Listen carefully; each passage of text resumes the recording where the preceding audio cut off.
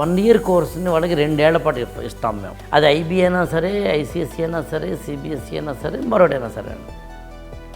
రాబోయే రోజుల్లో ఇంకొంచెం మంచి కెరీర్ని డెవలప్ చేసుకోవడానికి ఉపయోగపడే విధంగా సమ్మర్ వెకేషన్ని యూటిలైజ్ చేసుకోవడం మంచి పద్ధతి. నేను ప్రత్యేకమైన మెటీరియల్ని, ప్రత్యేకమైన కంటెంట్ని పంపిస్తాను. ప్రత్యేక మ్యాగజైన్స్, స్పెషల్ ఎడిషన్స్ అని తప్పించకండి ప్రెషరైజ్డ్గా కంపల్షన్గా వాళ్ళు చదవాలని నేనేం అంటలేదు. మా బాబు గౌడియం స్కూల్లో చదువుతున్నాడు, ఐబీ కరికులం. సో ఎన్నో రకాల కరికులమ్స్లో ఉన్నారు, చాలా డిఫరెంట్ పిల్లలు.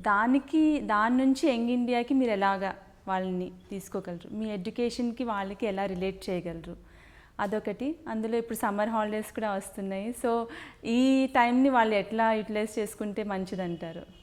బేసికల్గా మీరు అన్నట్టుగా స్టేట్ సిలబస్ ఉంటుందండి, సిబిఎస్ఈ ఉంటుందండి, ఐసిఎస్ఈ ఉంటుందండి, ఐబీ లాంటివి ఉంటాయండి.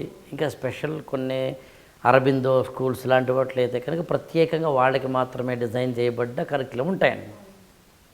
ఏ కరికులంలో స్టూడెంట్ చదివినా at the end of the day civil సర్వీసెస్కి కావలసిన సబ్జెక్టులు ఎన్నైతే ఉంటాయో వాటన్నిటినీ, వాటికి చదవాల్సిన పుస్తకాలని, వాటికి సంబంధించిన నాలెడ్జ్ని, మెటీరియల్ని నేను క్రోడీకరించి వాటన్నింటికి సంబంధించిన క్లాసెస్గా డిజైన్ చేసి 1 ఇయర్ కోర్స్గా దాన్ని ఏర్పాటు చేయడం జరిగింది. కోర్స్ 1 ఇయర్ కోర్సుని వాళ్ళకి 2 ఏళ్ల పాటు ఇస్తాం మేము. అది ఐబీ అయినా సరే, ఐసీఎస్ఈ అయినా సరే, సిబిఎస్ఈ అయినా సరే, మరొకటైనా సరే అండి. వీళ్ళు చదవాల్సినవి ఏమి ఉంటాయంటే 10th క్లాస్ వరకు ఏ సబ్జెక్టులు చదివారో అవన్నీ చదవాల్సి ఉంటుంది. మ్యాథ్స్ కావచ్చు, ఎకనామిక్స్ కావచ్చు, జాగ్రఫీ కావచ్చు, what ever you name it అండి. సో ఇన్ని రకాలైన సబ్జెక్టులని వాళ్ళు యూపీఎస్సీ పాయింట్ ఆఫ్ వ్యూలో క్లాసెస్గా డిజైన్ చేసి టెస్టులుగా దాన్ని ఫార్మేట్లోకి తీసుకొచ్చి చెప్పడమే మనం చేసే పని ఐఏఎస్ ఫర్ యంగ్ ఇండియాలో. సమ్మర్ వెకేషన్ అనేది సాధారణంగా చాలామంది స్టూడెంట్స్కి, ముఖ్యంగా ఈ జనరేషన్లో రాబోయే రోజుల్లో ఇంకొంచెం మంచి కెరీర్ని డెవలప్ చేసుకోవడానికి ఉపయోగపడే విధంగా సమ్మర్ వెకేషన్ని యూటిలైజ్ చేసుకోవడం మంచి పద్ధతి. సరే, ఆటపాట అనేది జీవితంలో ఉండాలి నేను కాదనం. నాకు తెలిసి ఎవ్రీడే కొంత రిలాక్సేషను, ఎవ్రీడే కొంత ఆటపాట, ఎవ్రీ మంత్ ఏమైనా ఉంటాయండి పిల్లలకి. ఏవో కొన్ని స్కూల్స్ మినహాయిస్తే, కొంతమంది పేరెంటింగ్లో మినహాయిస్తే.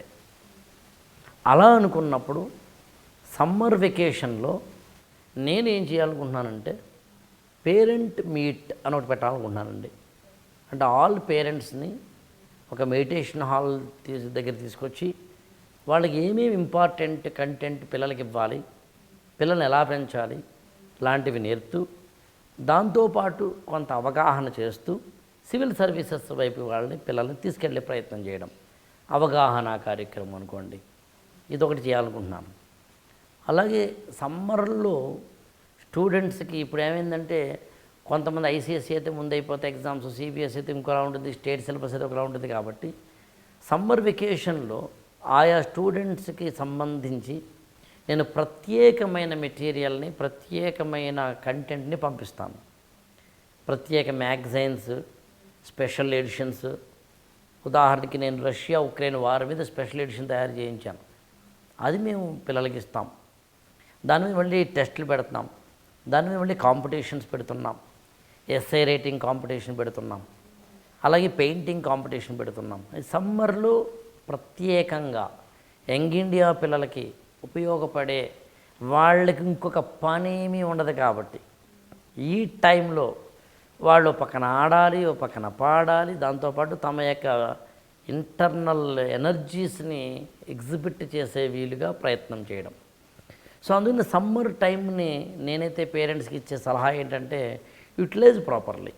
మళ్ళీ అవకాశం రాదు. తిరగాలి, నేనేం కాదనండి, మనం ఊర్లు తిరగాలి, లేకపోతే కనుక ఏదో గ్రాండ్ పేరెంట్స్ ఇంటికి వెళ్ళాలి, ఇవన్నీ ఉన్నాయి, నేనేం దాన్ని కాదంటలేదు. రిలాక్సేషన్ మోడ్లోనే చదువుని వాళ్ళు తీసుకోవాలన్నదే నా ఉద్దేశం అండి. అంత తప్పించకండి ప్రెషరైజ్డ్గా కంపల్షన్గా వాళ్ళు చదవాలని నేనేం అంటలేదు. బట్ సమ్మర్ వెకేషన్ మాత్రమే కాదండి పిల్లలకి. యంగ్ ఇండియా ప్రోగ్రామ్ అనేది దాదాపు 365 డేస్ని నేను అలాగే డిజైన్ చేశాను. ఉదాహరణకి వాళ్ళు డైలీ నా ప్రోగ్రామ్ వినాల్సిన అవసరం లేదంటాను నేను. Course I provide the classes on daily basis, but పిల్లలు వినకపోయినా పర్లేదంటాను నేను. వారానికి ఒకసారి వింటే చాలంటాను, మంత్లీ ఒకసారి వింటే చాలంటాను. ఒక్కోసారి వాళ్ళకి అకాడమిక్స్లో ఏమైనా ప్రెషర్ ఉంటే అకాడమిక్స్లో ఉన్న ప్రెషర్ని ఆధారం చేసుకొని ఇక్కడ వాళ్ళని నేను అవసరమైతే కొంచెం రిలాక్సేషన్గా ఇక్కడ ఒక 10 రోజుల పాటు క్లాసెస్ ఆపి మళ్ళీ అకాడమిక్స్ అయిపోయిన తర్వాత అక్కడ ఎగ్జామినేషన్స్, యూనిట్ టెస్ట్లో ఏదో ఉంటాయి కదండి, సెమినార్లో లేకపోతే కనుక ప్రాజెక్ట్ రిపోర్ట్ సబ్మిషన్ ఉంటాయి కదా, వాటిని చూసుకుని మళ్ళీ ఇటువైపుకి రమ్మంటాను అన్నమాట. సో అట్లా